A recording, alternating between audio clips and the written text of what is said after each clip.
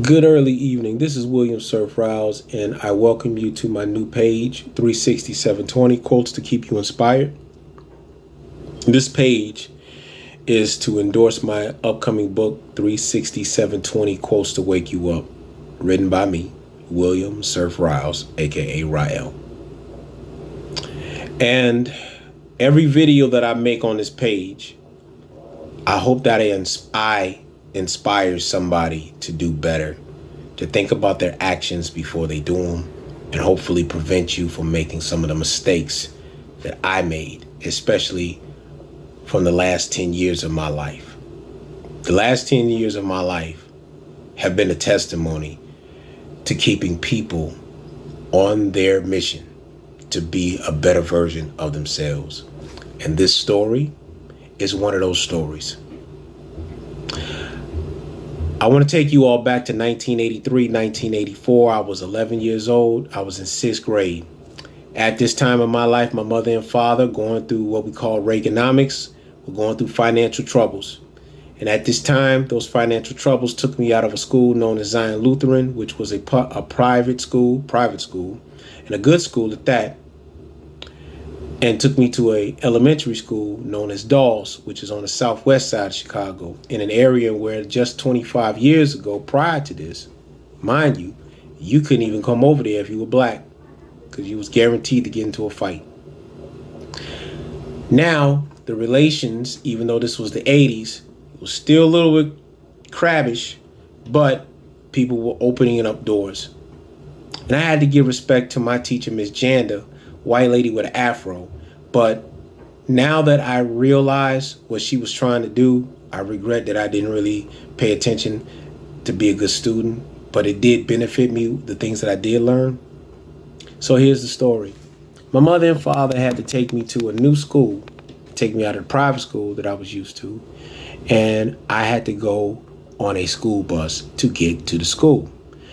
Enter Mr. Eric, which was my bus driver. After getting to know him, got to know my parents. We had a really cool relationship. Hey, how you doing? How's school so far? Whatever. And every once in a while, we'll get into a small conversation about life, etc. Everybody who came on the bus, all the kids, we all went to the same school. Everybody was cool with Eric. Eric was cool with everybody, and everybody respected him. That's something about what we used to do when we were growing up. We respected our elders. And Eric never got into a fight with anybody. Eric was extremely cool. Okay? Now,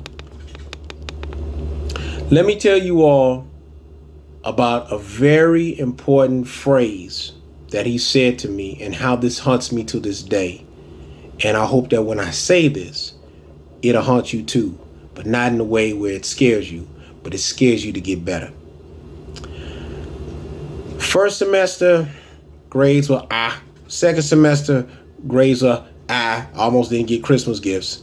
The third semester, spring break was hitting. Now I'm getting popular with everybody and I'm playing Little League football. I'm a little celebrity. And don't forget, Michael Jackson was the man. Could nobody out moonwalk or out Michael Jackson me? And breakdancing, well, we'll just leave it there. But I was getting a little popular with the girls. I'm rapping, rapping still brand new, and I can rhyme, do my thing. And I noticed the girls was giving me more attention. And that meant more to me than getting my grades in order. So now we're in the third semester, and this is spring break, and everybody's looking forward to hanging out for the whole week, spring break. You ain't got nothing to do.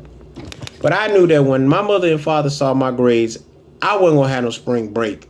I was going to get a break, but I ain't going to tell you about what that break was. Break a belt my you-know-what. And Eric, after he talked to all the kids and they was glad they got good grades, etc., some of them was like, He looked at me, he said, how's your grades? And I said, ain't really all that. And he took a look at my report card and he looked at me and I remember him saying to me, do you think your mom and dad will be proud of this? And I said, no. So why are you doing this to yourself? When you go to a school where the people there are giving you something that they don't give black kids, because they don't think that you're capable of learning what they have to give you. And this right here is telling them that they are right. Now I remember that to this day. But what I remember after I promised him that the 4th semester I was going to get on the ball, those are the words that he said to me as I got off the bus. Get on the ball, Billy. He closes the bus. I go in. I take my 1 week of being on punishment because of them grades. School starts again. Eric didn't pick me up. It was a guy by the name of Jay. And for the week, that's the only person that picked us up. Until the very following week, my mother walks into my room and she says, I got bad news. I'm thinking I'm going to be on punishment again, but that wasn't it. My mother told me that Eric is no longer your bus driver. He's no longer here. I didn't understand what that meant. I thought he got another job. My mother told me that last week, Eric was killed in his job driving a cab. Somebody tried to rob him.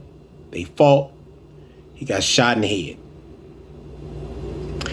All that I could think about was the last words in the last conversation that I had with Eric and what he told me.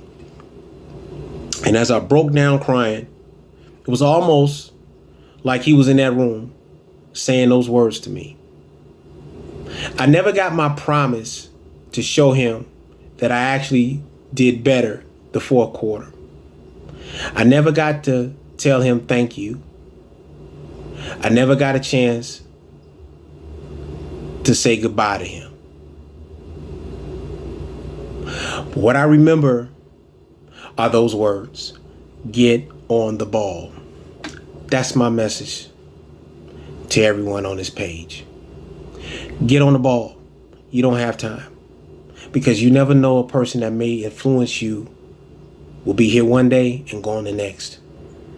Take the information that they have to bless you with and make it golden. Take advantage of it and do what you need to do to better yourself. You young boys and you young girls, you think that your parents are going to be here all your life? You think these people are going to take care of you all your life and they'll be gone and you'll be messed up? The same way that happened to me back in 2014, divorcing and separating from now my ex-wife and ending up in a hospital with nothing because I didn't get on the ball with my life. And it took cancer to reroute me and to get myself together. And since that time, I've done my best to get on the ball. Take this message for however you want it. But if you take anything from this message, take those 4 words to heart. Get on the ball. Don't play with your life. Or end up like I did 10 years ago. 8 years to get it together. And even though I'm 8 years cancer free, it took a long time to get back to where I'm at right now. That's my message for today. Do the knowledge, know the ledge. 360, 720.